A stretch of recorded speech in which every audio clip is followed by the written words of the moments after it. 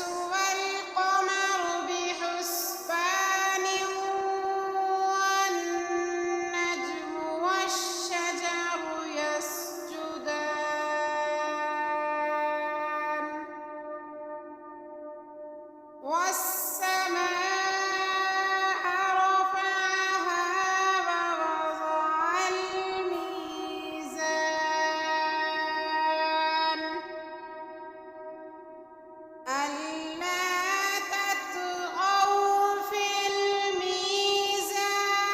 وأقيموا الوزن بالقسط فلا تخسروا الميزان والأرض وضعها للأنام فيها فاكهة والنخل ذات الأكمام والحب ذو العصف والريحان فبأي آلاء ربكما تكذبان خلق الإنسان من صلصال كالفخار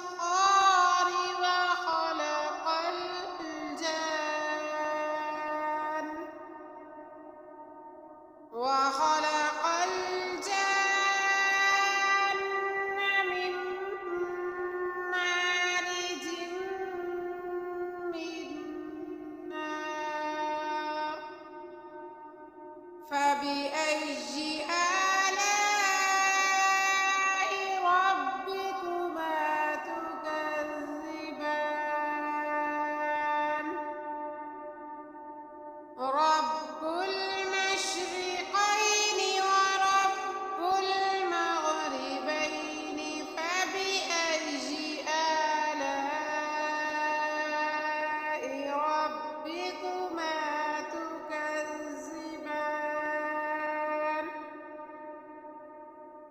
مرج البحرين يلتقيان بينهما برزخ لا يبغيان فبأي آلاء ربكما تكذبان يخرج منهما اللؤلؤ والمرجان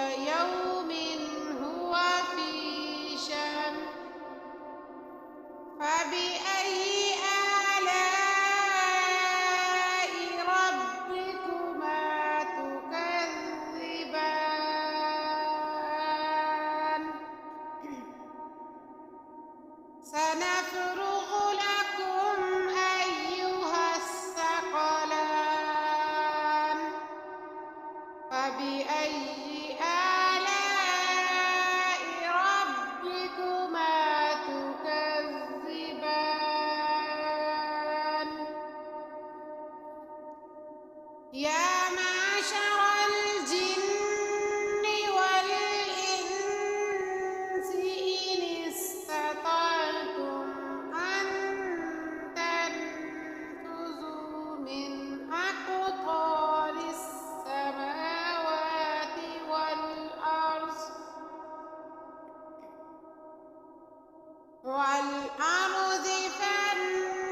فانفذوا لا تنفذون إلا بسلطان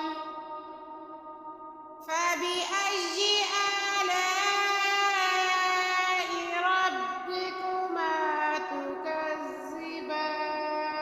تكذبان يرسل عليكما شواظ من نار ونحاس فلا تنتصران فبأي آلاء ربكما تكذبان فإذا انشقت السماء فكانت وردة كالدهان فبأي آلاء ربكما تكذبان فيومئذ لا يسأل عن ذنبه إنس ولا جان فبأي آلاء ربكما تكذبان يعرف المجرمون بسيماهم فيؤخذ بالنواصي والأقدام فبأي آلاء ربكما تكذبان هذه جهنم التي يكذب بها المجرمون يطوفون بينها وبين حميم آن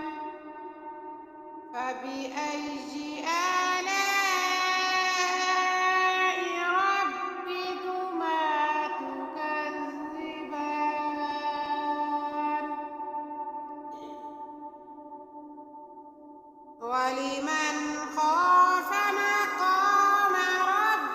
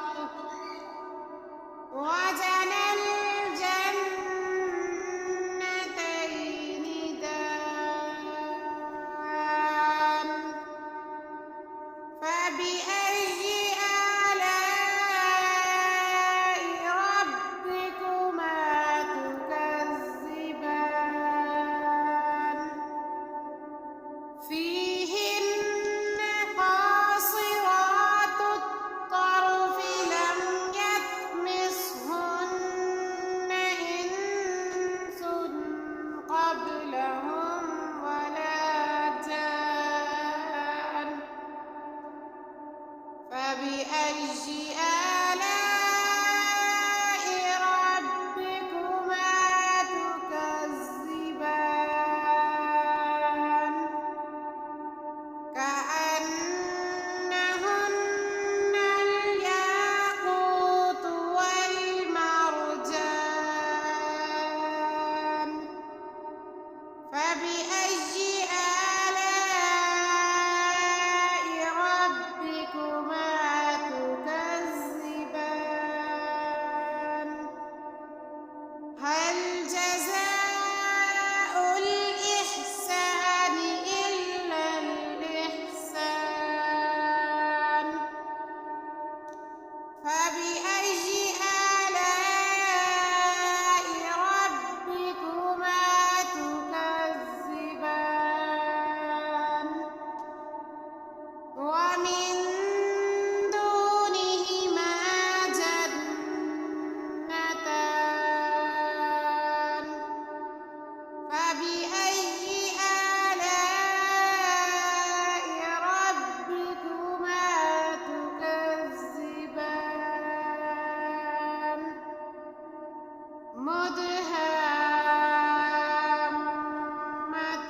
مدهامتان فبأي آلاء ربكما تكذبان فيهما عينان نضاختان فبأي آلاء ربكما تكذبان فيهما فاكهة ونخل ورمان فبأي آلاء ربكما تكذبان فيهن خيرات حسان فبأي آلاء ربكما تكذبان حور مقصورات في الخيام فبأي آلاء ربكما تكذبان لم يطمثهن إنس قبلهم ولا جان فبأي آلاء ربكما تكذبان متكئين على رفرف خضر وعبقري حسان فبأي آلاء ربكما تكذبان تبارك اسم ربك ذي الجلال والإكرام صدق الله